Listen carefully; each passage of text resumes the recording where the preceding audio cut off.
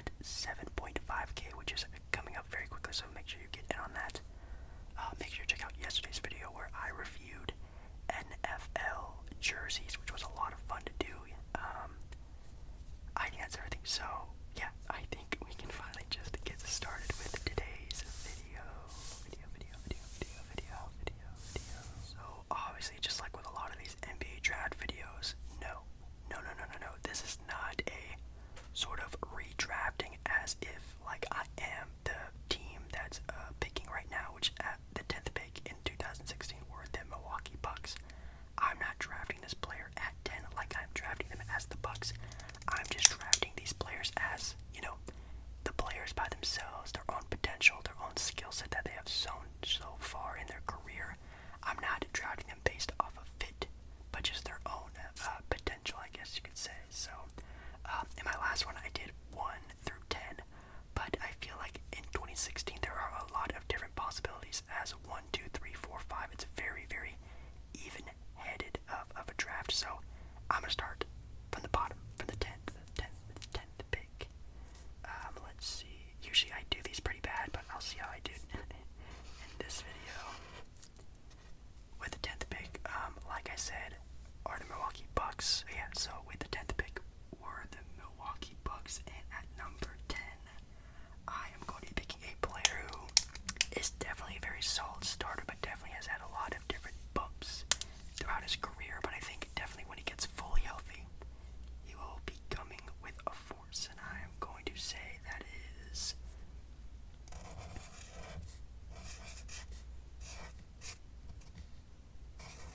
Karis LeVert. Yes, Karis LeVert was originally the 20th pick in that year's draft, but I'm picking him up at number 10. I feel like he's definitely shown to be a good enough starter in the NBA today to, like I said, be a very good starter. He averaged, I think last year about 20 points per game, which is obviously really good for any sort of player, not only just a starting two guard in the NBA. He also averaged 4 assists as well, so he is a very good combo guard. He definitely has potential to also be a very good wing defender as well, being about a 6'5", 6'6" guard, playing that role very perfectly.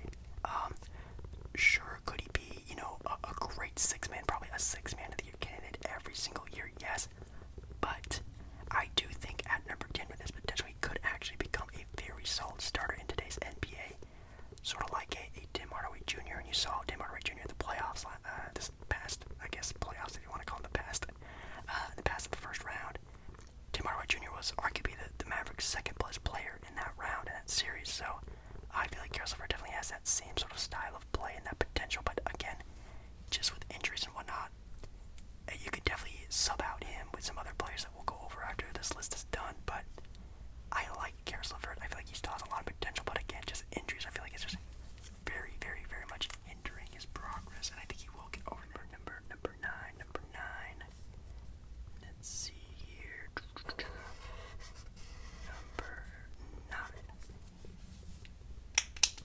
Number 9 is definitely a player who might be a little bit more well known, and hey, you can even argue being even higher up on this list. It depends on how you view him as a guard. Might be a little bit of a giveaway, but with the 9th pick was actually the Toronto Raptors, and you know what?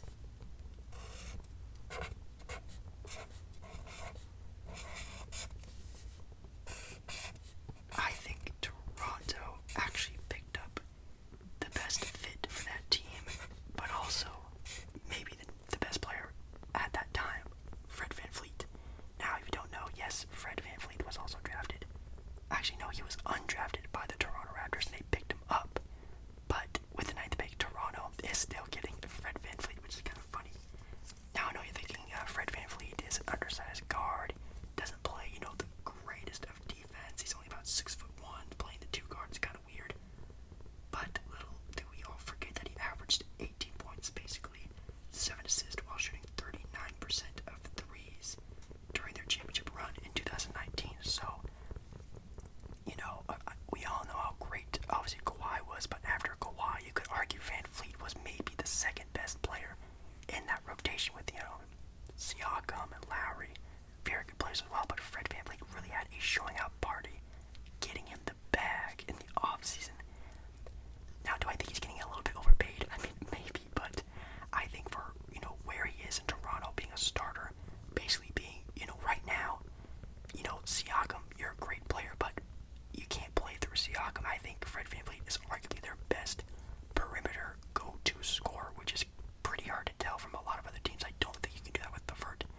Fred VanVleet does a pretty good job at that now. What I hate for Fred VanVleet to be my best go-to scorer, I mean, obviously, yes, but he does it very well. Like I said, he is a very good scorer. He, can play point, which is what I would want him to be. I think he's too small of a two guard. At least in today's NBA, you need at least like a 6'4", 6'5" guard. Obviously, look at Portland. That's not going so well for them. Probably the perfect pick and perfect spot, which is funny because it is the 9th pick, which was Toronto as well. At number 8. 8. Number 8. The 8th pick. Who was, I think, was it the Kings? Yes, it is the Kings. With the Sacramento Kings pick. Some very good players that are still on the board. But I am going to go with a very good two-way player that, yes, I like Fred VanVleet, but Malcolm Brogdon also plays that combo guard position just like Fred VanVleet does. But if you know anything about Malcolm O-L-M Brogdon, you know for a fact that he is a two-way player by definition. He is such a good on-ball defender for being a 6'5" point guard, basically. Can control the whole court, being a pretty actually high IQ player when it comes to that, but also a good scorer. This man, this past season, let's see, averaged 16.5 points, 7 assists, and 5 rebounds. Also, take it from this, 40% from threes. Easily, like I said, could be in a great spot. Obviously, people always get mad that Malcolm Brogdon got traded away, or at least left.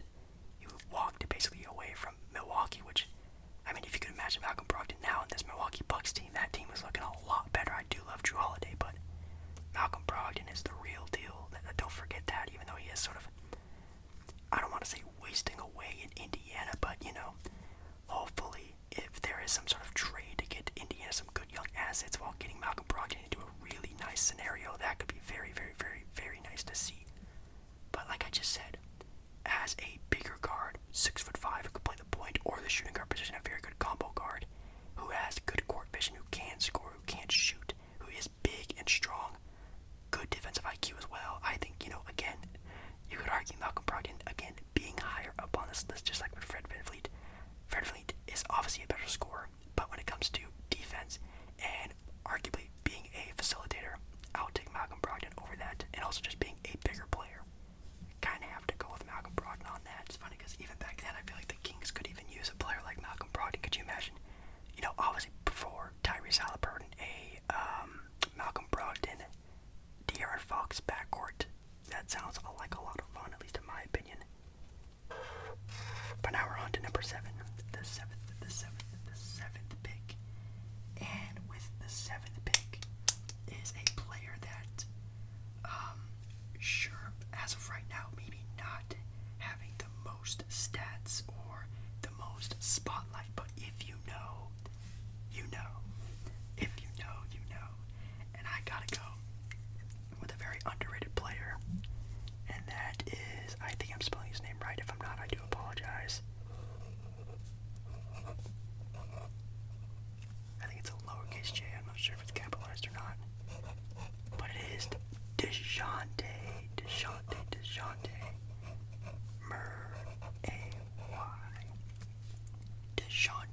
Murray. If you don't know a lot about DeJounte Murray, this might be a wild pick, but the untapped potential of DeJounte Murray is so extreme. This guy is arguably already one of the best perimeter defenders in the NBA when it comes to guards. Definitely one of the best when it comes to young perimeter defender guards.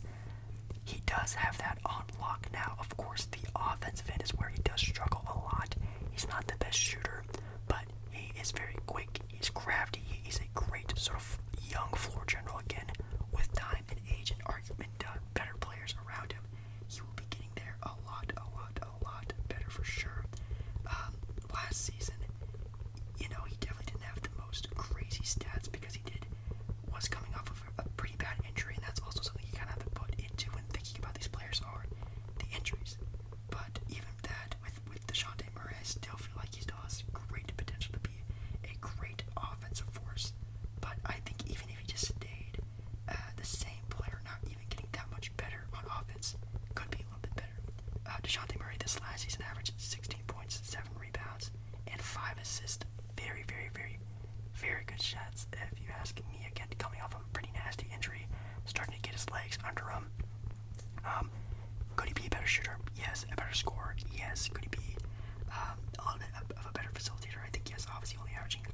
So he only as a point guard averaging 5 assists, not the greatest. So that does need to improve as well. But again, better teammates, longer, career, longer stays in the NBA, while about with his IQ and being able to see things a little bit easier, being a better facilitator.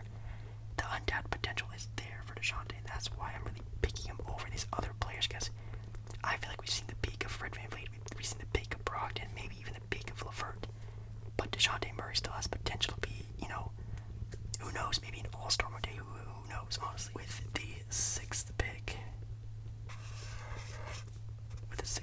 let's see, were the Pelicans with the sixth pick. And for me, with the sixth pick, I got a player who definitely has shown that he can be a very good player, an all-star even, but definitely has definitely fallen from some grace. There's been a lot of trade rumors, but I still think, again, he's still definitely one of the better players in this draft for sure.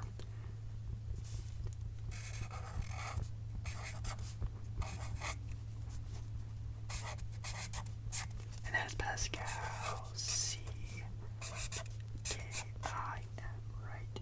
Oh, K-A-M, I almost spelled it wrong. Pascal Siakam, Spicy P himself. Now, with Pascal Siakam, again, a player we may have seen the better days behind him already, which is really sad.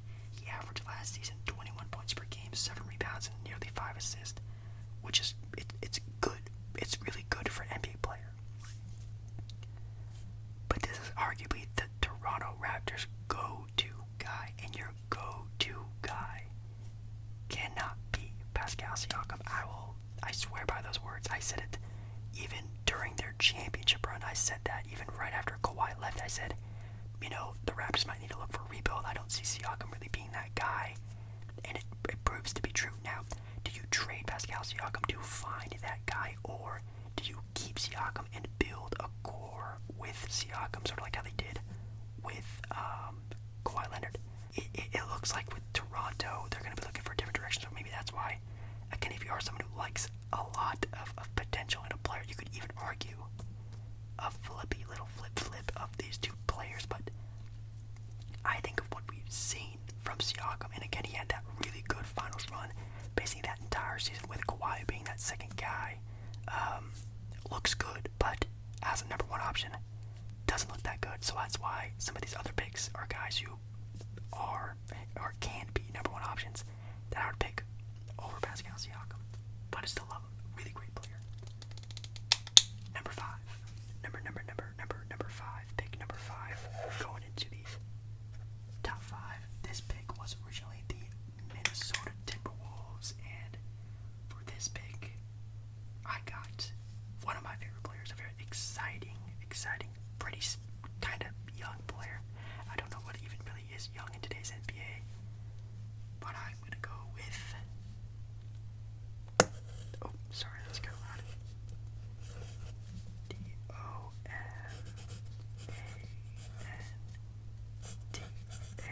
Domantas.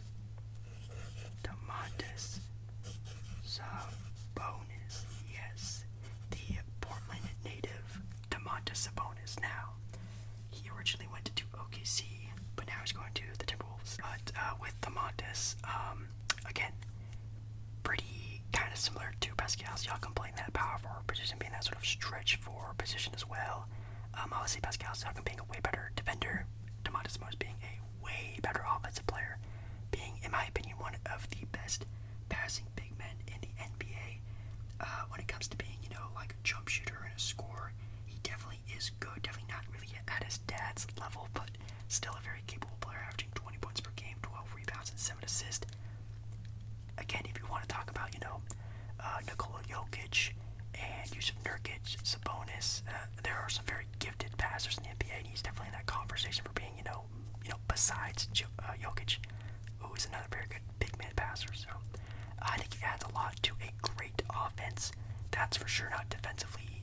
Again, he shows up sometimes. Sometimes he's not really there.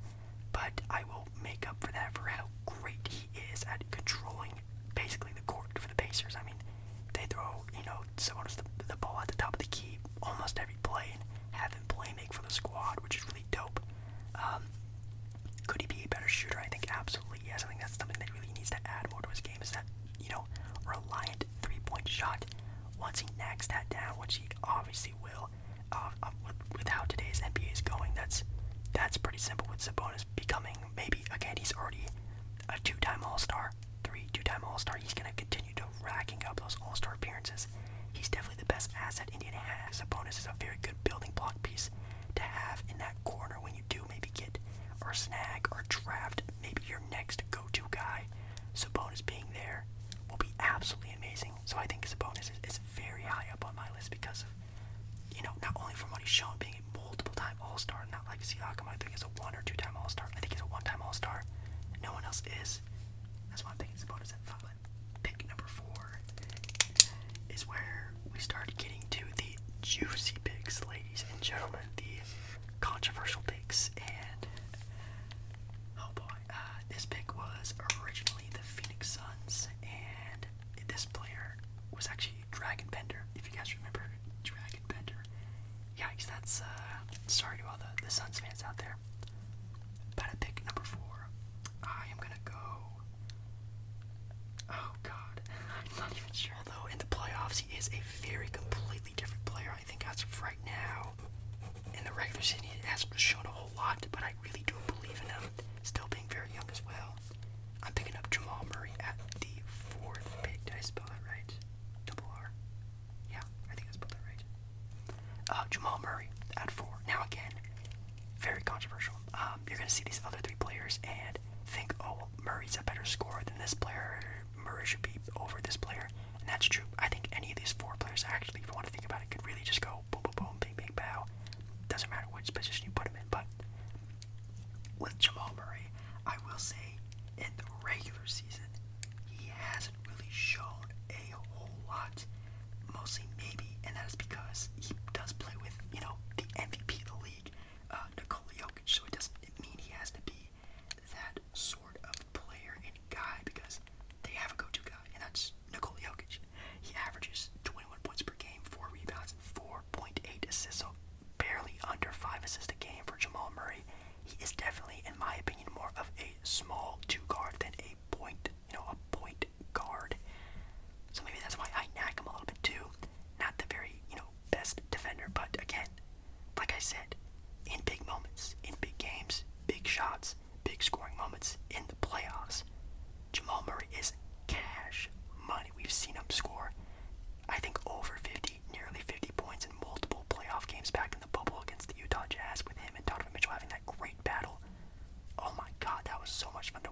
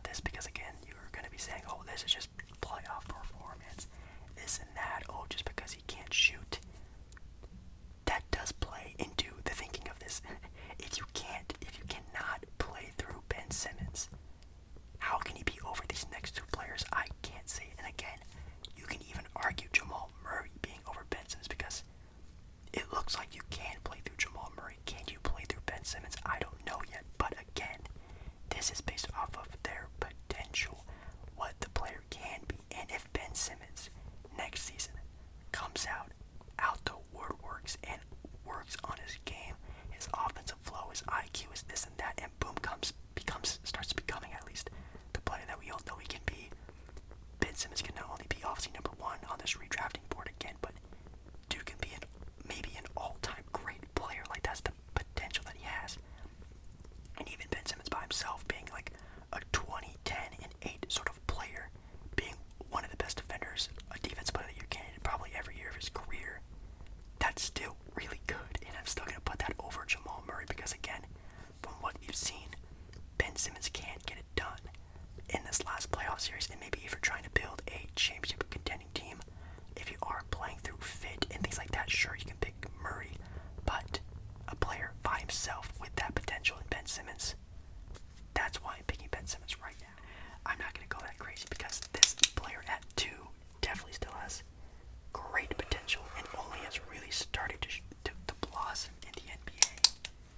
And I'm going to go with him at number 2. Definitely, again, could be a little bit biased because I really like this player. I talk about him a lot in my videos. And that's Jaylen Brown. Yes, I'm ranking in this video Jaylen Brown over Ben Simmons as of right now as an individual. I'm going to say this, Jaylen Brown does look like a player that, say, again, if Damian Lillard, I keep using that because obviously Portland stuff everywhere, if Damian Lillard was traded from Portland to Boston, and Boston traded Jaylen Brown to Portland, Jaylen Brown being the best player in Portland now, could you play through him? And I think, yes, I think you could. Not only is this guy one of the smartest players in the NBA, outside of basketball, but in basketball, IQ-wise, also has tremendous IQ. Can't score from the inside, can't score from the outside, scoring 25 points per game last year, 6 rebounds, and nearly 4 assists.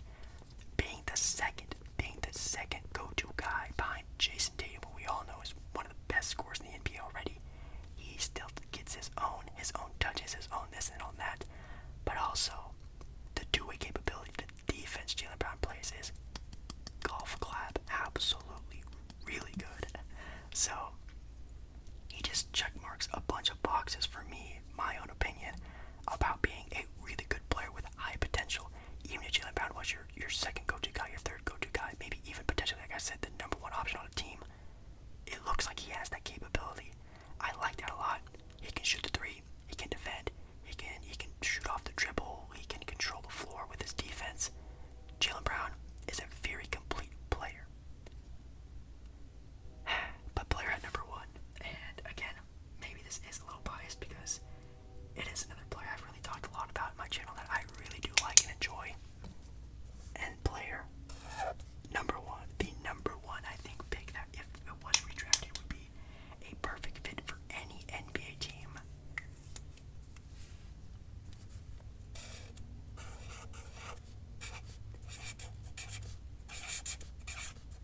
Is Mr. Slim Reaper Jr. himself, the KD, I guess, copy, if you want to call him that, is Brandon Ingram. Brandon Ingram, I feel like, does have maybe better scoring capability as everyone in this draft. He has the potential to be the best defender on everyone on this draft. Maybe not Ben Simmons, that you could argue, but again, potential. This man, I still feel like he's like a 17-year-old, you know what I mean? He still has so much untapped potential because not only because of that very rocky start in LA that he was thrown into, then getting traded away, but then not only getting traded away, but getting traded away to a team that already has an established superstar in Zion Williamson. I feel like if Brandon Ingram had his own team, again, going back to another Damian Lillard trade, if Damian Lillard got traded to the Pelicans to team up with Zion, Brandon Ingram going to Portland, Brandon Ingram being finally the number 1 option as a true number 1 option with some, years under his belt in the NBA. How good could he be? And I think he could be extremely good. Does he need to, be a little bit more consistent with his 3-point shooting? Absolutely. Does he need to be a little bit smarter with the basketball, making plays to be a number 1 option? Absolutely. But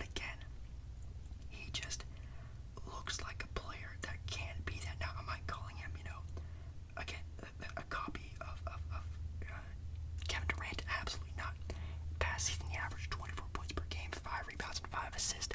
Very good, complete player. His length being a 6'8", 6'9" player with a tremendous reach, big hands, has a great sort of feel for the NBA game, definitely on the offensive end and even on the defensive end, you could argue.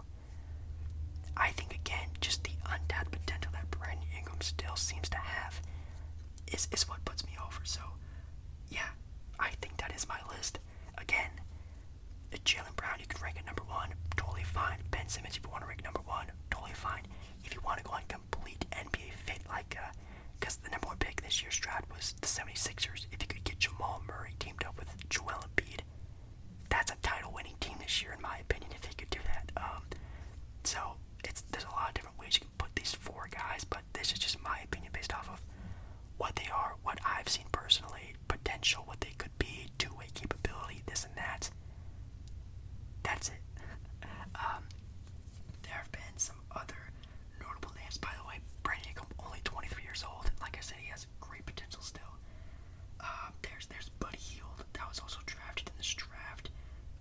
Let's see, who else was in here? Malik Beasley, Zubac, Alex Caruso, Dorian Prince, some good players, but I think this top 10 is really good. Just could be flipped around any which way you'd want to, but yeah, guys, I think that's gonna be it. Hopefully you did enjoy this video, and make sure you like the video if you like the video. Like the video if you want me to do more of these. Like the video if you just want to like the video. That's also very nice. Subscribe to the channel. I do a plethora of random sports, NBA, NFL, regular ASMR content.